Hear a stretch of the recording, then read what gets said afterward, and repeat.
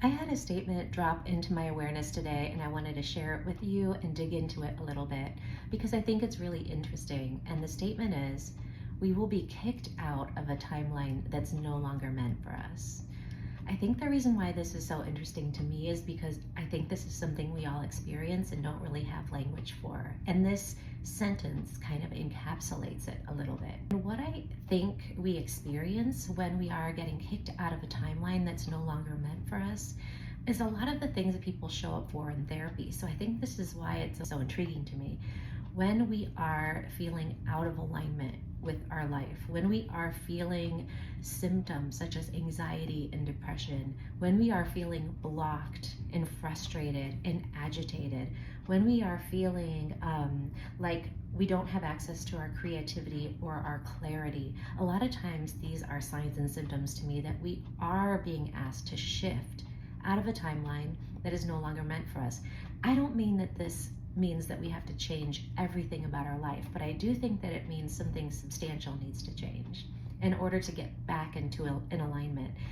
If we don't make those shifts, those signs and symptoms often get stronger and stronger and stronger. At first, it might be a whisper, it might be a flutter, it might be a knowing or a sense of slight awareness, and then we kind of cast it aside.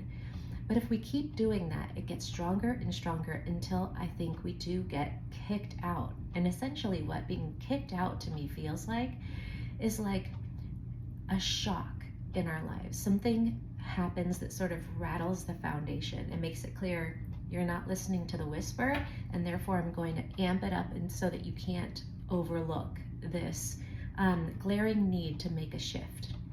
And so what that can feel like is as though everything's changed overnight. Everything's different, or at least enough substantial portion of our foundation has shifted that it feels sort of like we were being pushed on a whole new path. The thing is, though, we do have free will, and a lot of times what we'll do when this happens is grasp onto the fragments of the old timeline. We'll turn around rather than going with the flow that the stream of change that is trying to carry us down. We'll turn around and just like with all of our force try and swim back in the other direction. And what I think this creates is so much discomfort in the body that it becomes intolerable eventually. And really this becomes, a greater and greater experience of symptoms and unhappiness and lack of alignment, and eventually like trauma in our relationships, trauma in our experiences with the world, because we're feeling more and more unsafe in the environment that we've placed ourselves in. I don't mean physically necessarily unsafe, emotionally, spiritually unsafe.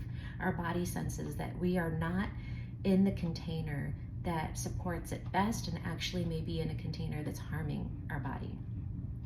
And so I was jotting down my notes about this message that sort of landed my awareness. And sometimes the way it happens is like if I'm meditating or something, I'll jot down some things that are sort of starting to kind of get in my awareness, or sometimes I'll just be going about my day and jot down a series of notes that feel really salient to me that I want to share.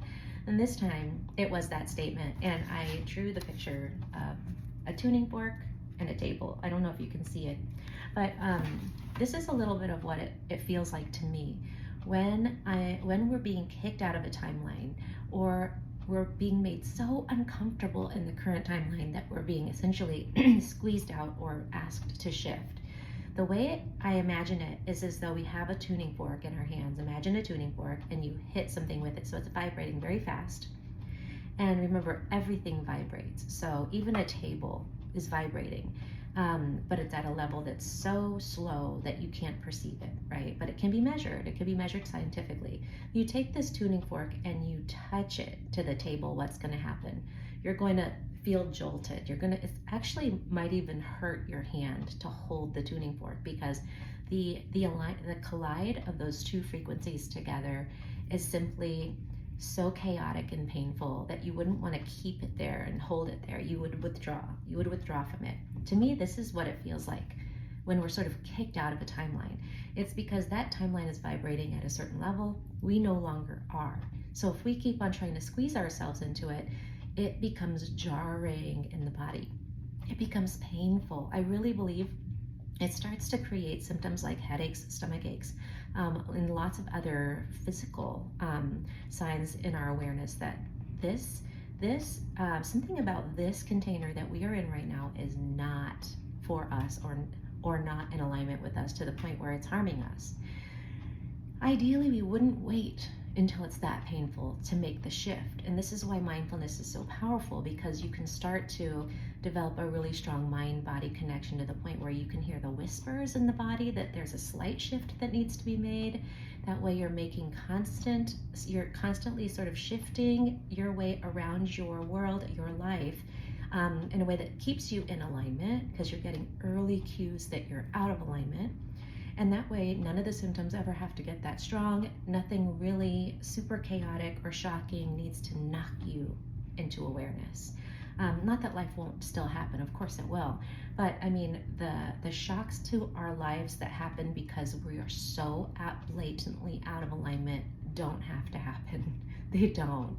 We can really start to navigate those things sooner and make more gentle adjustments to our sail so that we are staying in the flow. Another thing that I think is worth mentioning is that when we are fighting the current, forces you to use force to stay in the old timeline.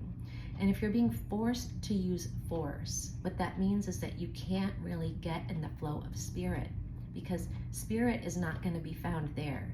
Staying in the flow with spirit, you'll have access to your creativity. You won't live in fight or flight, which is why you'll have access to your creativity.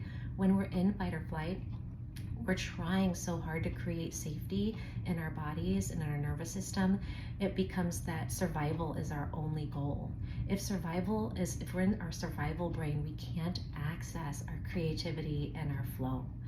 And that means, because Source, God, is a creator being, we don't have access to that to pour in to us either. So we get really out of our element really quickly. And I think this is why we experience so much distortion in our energetic field when this is happening.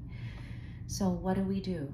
I think that what we do is we really start to practice listening. We really start to practice awareness of all of the signals that our environment and our body sends us, subtle ones, not the big glaring ones. Hopefully we don't have to wait that long.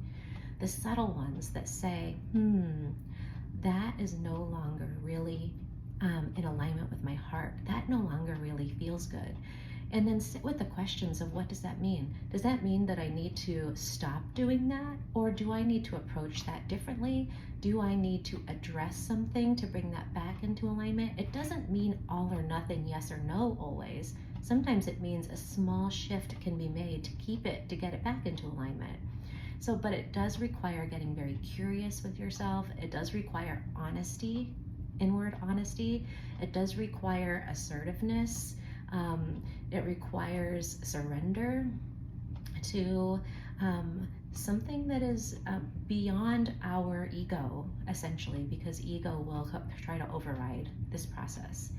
So it's not easy. This is not easy work. It's not something that you can sort of like do casually. It's something that is going to need to take like concerted effort to stay in this place of, I want to work on this. I want to make my path forward one where I'm aligned with my heart, where I'm here doing what my soul came to do, where I am creating as much ease as I can, because it's going to be healthier for my body, it's going to be healthier for my heart, my mind, my relationships, my soul. That has to be like a really, really high priority, so that you can feel compelled to dedicate that much time and energy into the work of rewiring the way that we navigate the world, and we navigate decision making, and we navigate our body and our relationships and our heart. It's a little bit of like overriding everything we've been taught, and but we can do it. I think that we are our default is really, as human beings, to do this.